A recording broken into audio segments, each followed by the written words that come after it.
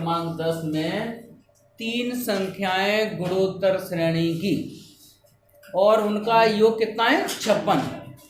तो यहाँ लिखेंगे माना 3 संख्याएं। कौन कौन सी 3 संख्याएं मान ले गुणोत्तर श्रेणी की? तुम तो क्रम से कोई शुरुआत वाली मान लो, ए आर और ए आर वर्ग, ये गुणोत्तर श्रेणी में है। ठीक है, इनका प्रथम शर्त क्या दी है? इनका योग कितना है 56। योग माने ए आर वर्ग बराबर 56। ये कॉमन कर लो तो 1 + r वर्ग बराबर 56, समीकरण नंबर 1। ठीक है, अब द्वितीय शर्त क्या लिखी है इसकी कि इन संख्याओं में से पहली में से 1 घटा दो, है ना, दूसरी में से 7 घटा दें, तीसरी में से 21 घटा दें,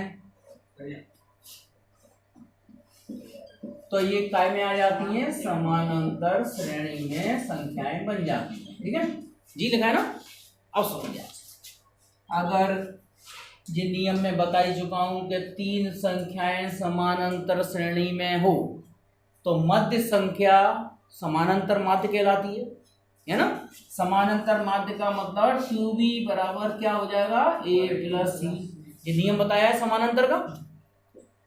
2b माने मध्य संख्या ar-7, a माने प्रथम संख्या, c माने तीसरी संख्या। यहां तक समझ में आ गया? इस सवाल में लिखा है उन्होंने कि पहली में से 1 घटा दिया जाए, दूसरी में से 7 घटा दिया जाए, तीसरी में से 21 घटा दिया जाए, तो ये गुणोत्तर श्रेणी की संख्याएं क्या बन जाती हैं समानांतर में। और समानांतर का मतलब होता है बीच की संख्या का दुगना हमेशा अगल बगल वाली संख्याओं के योग के बराबर होगा। समानांतर में नियम होता है, जैसा तुमने देखा कि 2, 4, 8 काय में समानांतर श्रेणी में, तो 2 और 8 का 2, 4, 6, 2 और 6 का योग करो, 8 आ रहा है, और बीच की संख्या, हाँ, योग करके भाग लगा दो, या ऐसा करो बीच की संख्या का दुगना कर दो, तो बराबर होता है कि हमेशा समानांतर श्रेणी का गुण कहलाता है। ठीक है, प्रगुण बोलते हैं इसको। अब इसमें 2 का गुणा कर दो, 2ar और a-1 और ar वर्ग -21 ar वर्ग। ठीक है, ar ये ऐसा करो, सबको पहले उधर ले जाओ, उसके बाद ar वर्ग, जे 2ar उधर जाएगा तो माइनस का हो जाएगा 2ar प्लस का a, ठीक है, और माइनस के 21 और 1 22 और 14 को और इधर ले आओ प्लस के 14। ठीक है, ar वर्ग माइनस का 2ar प्लस का a बराबर, ये माइनस के 22 और धन के 14, माइनस के 8 बच रहे हैं, उधर को पहुंचा दो 0 की तरफ। ठीक है, इसमें एक कॉमन कर लो तो r वर्ग माइनस का 2r प्लस का 1 बराबर 8। ठीक है, समीकरण नंबर 2। समीकरण 1 में समीकरण 2 का भाग लगा,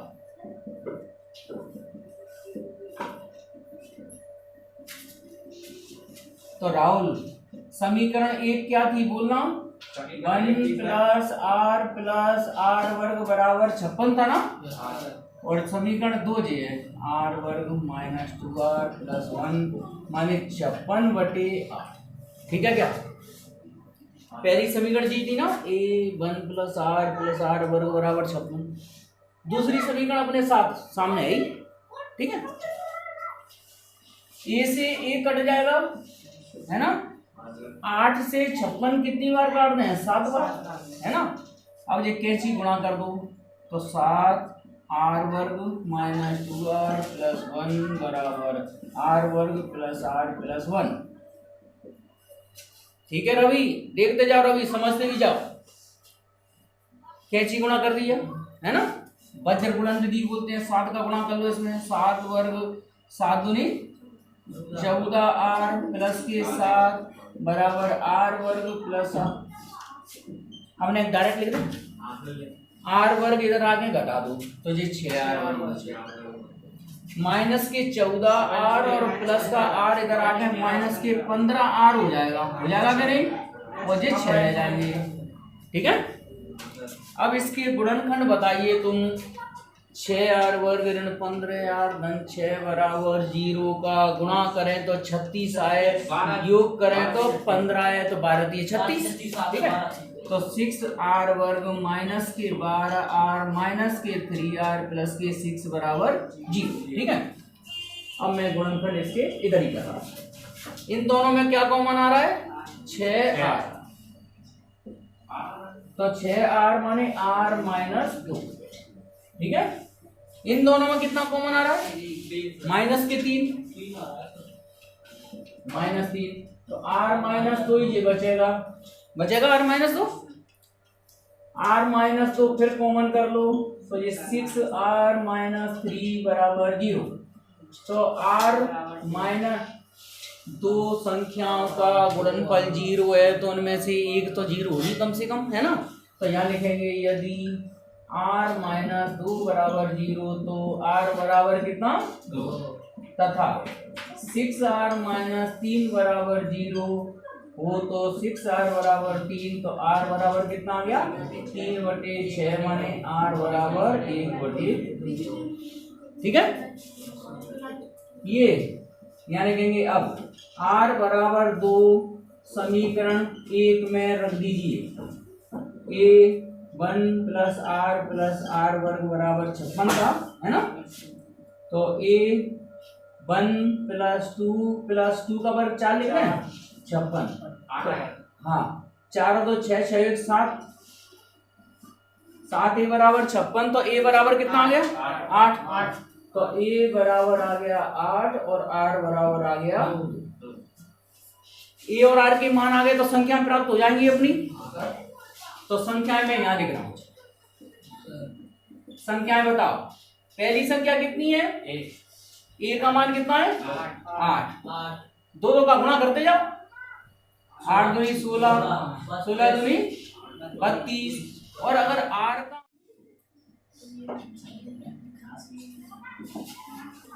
तो एक बार फिर समझ लो, कोई गुणोत्तर श्रेणी है, उसमें पदों की संख्या क्या है, सम का मतलब हो गया उसमें पदों की संख्या 8 हो सकती है, 10 हो सकती है, 12 हो सकती है, 20 हो सकती है, 50 हो सकती है, अपन को पता नहीं है, लेकिन पदों की संख्या है सम। ठीक है, तो यहाँ लिखेंगे माना गुणोत्तर श्रेणी ए आर वर्ग ar की घात 3 डॉट डॉट डॉट n पर, और n यहाँ क्या है, सम संख्या।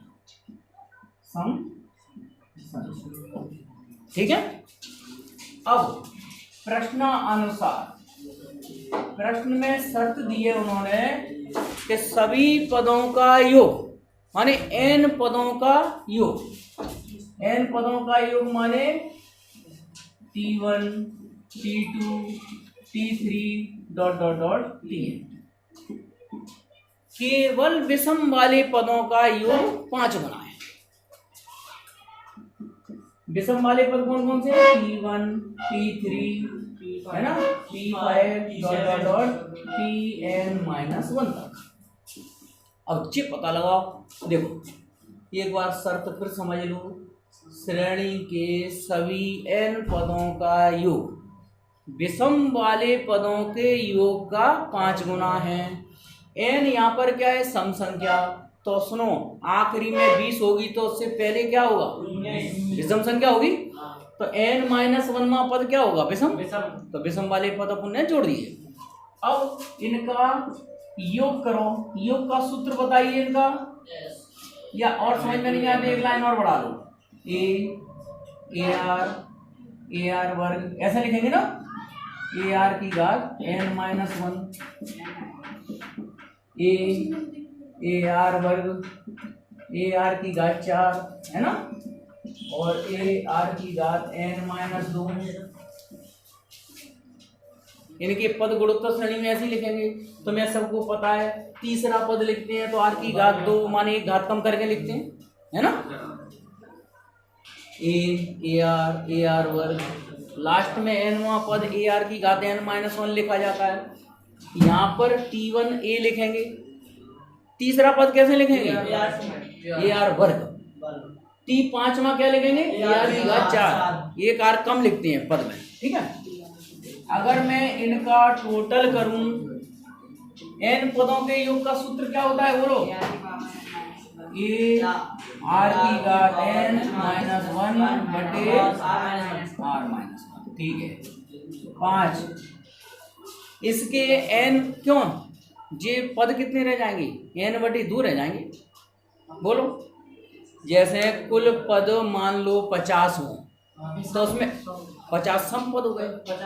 ये तुम 50 मत मानो, तुम तो 10 मान लो, तो 5 सम हो गए, 5 विषम हो गए, माने आधे आधे रह जाएंगे। तो यहाँ पर प्रथम पद क्या लेंगे, ए, लेकिन पदों की संख्या मतलब अब सार अनुपात कितने का चल रहा है, यहाँ पर आर वर्ग का चल रहा है, ध्यान से देख लेना।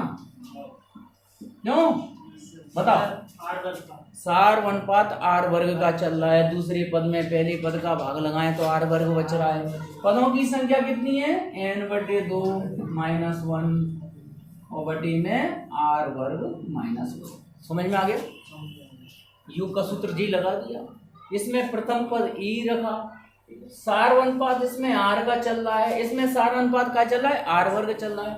इसमें कुल पद n माने जाएंगे, इसमें कुल पद n बटे 2 हो जाएंगे। समझ में आ गया, ठीक है। अब देखो, ए आर की घात n माइनस 1 बटे आर माइनस 1, 5 ए जी तो 2 से 2 कट गया, फाइनली जी रह गया, है ना। आर वर्ग माइनस 1 को लिख लो आर माइनस 1 और आर प्लस, ठीक है। आर माइनस 1 से आर माइनस 1 काट दें, ए से ए काट दें, आर की घात n माइनस 1 से जी कट गया, कैंची गुणा कर दो तो आर प्लस 1 बराबर कितना बचा, 5। तो आर वर्ग आर बराबर कितना, 4 बचेगा। बस जी उत्तर है। उत्तर में उन्होंने ये पूछा है कि सार अनुपात क्या होगा, आर बराबर 4। प्रथम 4 पदों का योग कितना है, 56, ठीक है। और अंतिम 4 पदों का योग कितना है, 112। प्रथम पद इसका कितना है, 11। तो पदों की संख्या ज्ञात करनी है, तो हमने लगाया प्रश्नानुसार प्रथम 4 पदों का योग 56, ठीक है। तो पहला पद कितना है, 11, ये लिख दो, है ना। या तुम जिस चलो ऐसे लिख दो, ए, इस T2 को क्या लिखेंगे, a प्लस डी, इसको a प्लस 2d, इसको क्या लिखेंगे, a प्लस 3d बराबर 56, ठीक है। और a का मान रख दो इसमें 11। तो पहले जोड़ लो, 1 2 3 4, 4 डी कितने हो गए, 3 और 2 5, 5 और 1 6 डी, ठीक है क्या। 4 a का मान 11, 6d बराबर 56। 1 2 3 4, 1 3 और 3 6 डी, चलो 11 4 44, 6 डी 56 44, है ना। 6d बराबर कितना, 12। तो d बराबर आ गया 2, ठीक है। अब द्वितीय शर्त क्या है इसकी, अंतिम 4 पदों का योग 12। हाँ, द्वितीय शर्त अंतिम 4 पदों का योग। अंतिम 4 पद कौन कौन से होंगे, सबसे आखिरी तो Tn होगा। उल्टा गिनना चालू कर दो, Tn फिर Tn minus 1, Tn minus 2, Tn minus 3, ये 112, सीधी सी बात, ठीक है। अब उल्टे से गिनना चालू कर दिया, अंतिम 4 पद है ना। Tn का मान बोलो, a plus n minus 1d। ठीक है, टी एन माइनस 1 का बोलो a plus n minus 2 into d. देखो टी एन लिखते हैं तो एक कम करते हैं, टी एन माइनस 1 लिखेंगे तो एन माइनस 2 हो जाएगा, एक एक कम हो जाएगा। टी एन माइनस 2 को कैसे लिखेंगे, a plus n minus 3 into d और a plus n minus 4 into d बराबर 112। इसको अपन योग का सूत्र लगा के भी लिख सकते थे, अंतिम पद मतलब योग एन पदों का योग S1 बराबर n बटे 2 ए प्लस एन, पर वो वैसे भी आ जाता है, पर ये आसान कैलकुलेशन चल रही है। हाँ ए 4 बार हो गया। अब डी वाली संख्या इकट्ठी काउंट कर लो, n माइनस 1 काउंट कर लें डायरेक्ट, n माने 4 है, और इधर -1 -2 -3 माइनस के 6 माइनस के 10 शाबाश, डी बराबर कितना 112। 4 ए का मान फिर रख दो 11, 4n माइनस के 10 और डी का मान भी रख दो यहाँ कितना 2 बराबर 112। तो अब तो हल करके एन का मान ही निकलेगा डायरेक्ट यहाँ से, है ना। कितना आएगा 11 4 44 उधर पहुंचा दो तो 4n माइनस के 10 और गुणा 2 बराबर 112 और माइनस के 44।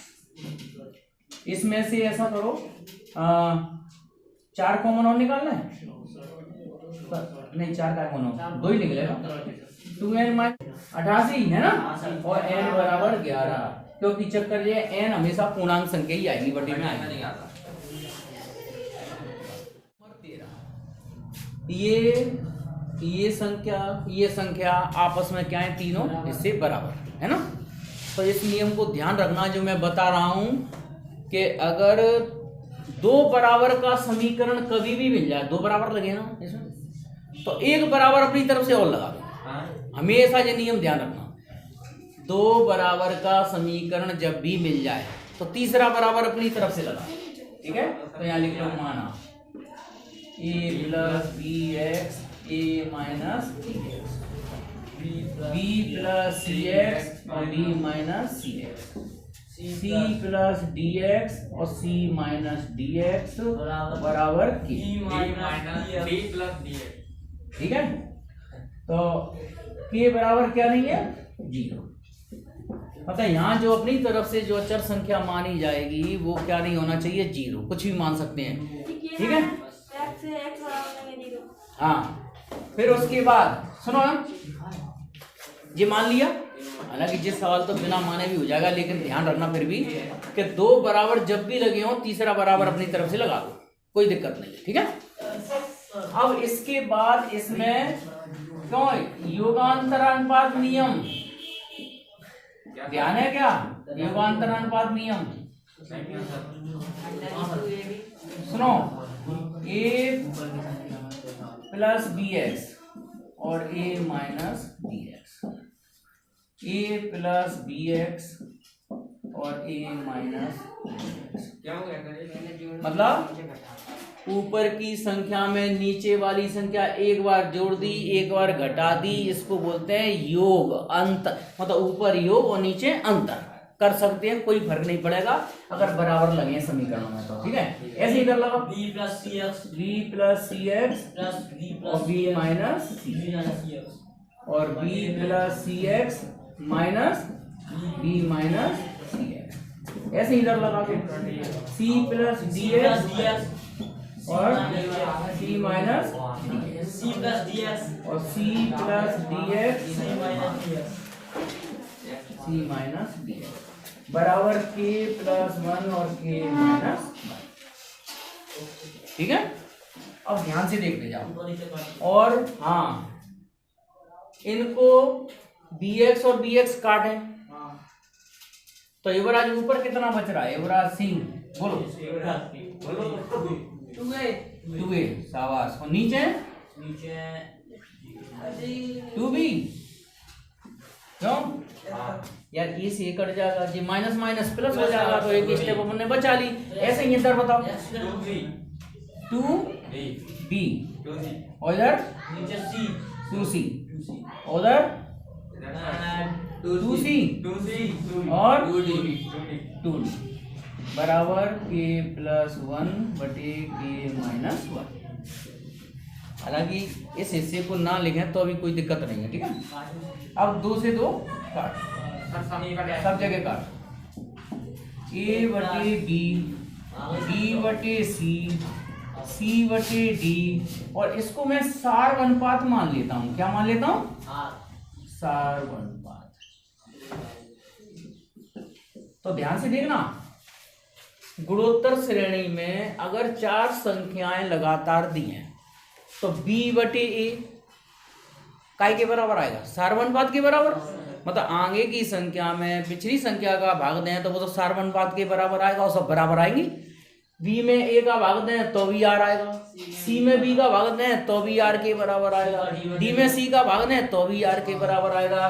तो अगर ये a बटे b, b बटे c, c बटे d सब काय के बराबर हो? सार्वनुपात के बराबर। तो लिख देंगे, लिखेंगे अतः संख्याएं a, b, c, d गुणोत्तर श्रेणी में होंगी। इति सिद्धम, यही सिद्ध करना था। बस ठीक है।